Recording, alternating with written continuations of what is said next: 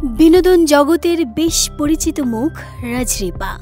দীর্ঘ 7 বছর ধরে ইন্ডাস্ট্রিতে কাজ করছেন তিনি।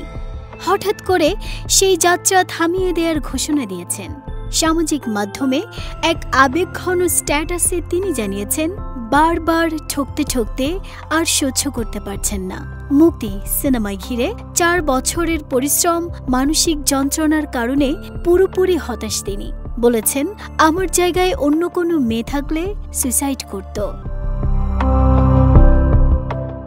ওই পোস্টে অভিনেত্রী লিখেছেন, খুব দ্রুত সবাইকে ছেড়ে চলে যাব। এই ইন্ডাস্ট্রি আমার মতো বোকা মানুষের জন্য না। একা একা 7 বছরের পথ পাড়ি দিয়েছি। ভালো মন্দ সবকিছু দেখেই সিদ্ধান্ত নিলাম। কারোর সাথে না বেইমানি করেছি, না কাউকে ঠকিয়েছি, শুধু ঠকেই গেলাম।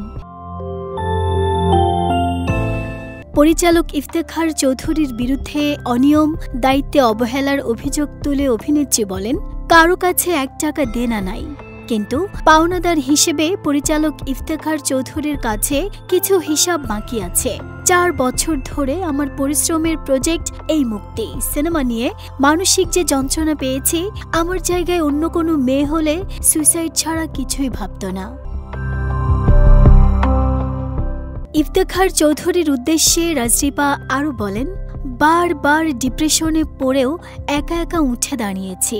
মনের জোরে আর কত অপেক্ষা করব, আর কত ধৈর্য ধরতে হবে আমার। তার মধ্যে মুক্তি সিনেমার বাকি কাজ শেষ করার জন্য সিনেমার স্পন্সরের জন্য মেন্টালি প্রেশার আর নিতে পারছি না। একটা সিনেমার স্পন্সর আনার দায়িত্ব পরিচালকের, আর্টিস্টের না। তবু চেষ্টা করে ব্যর্থ হয়েছি। আমাকে নায়িকা বানানোর স্বপ্ন দেখিয়ে শুধু নিজের আখের গুছিয়ে গেলেন, আমার জন্য কিছুই করলেন না। নাহিদা স্মৃতি, দেশ রূপান্তর।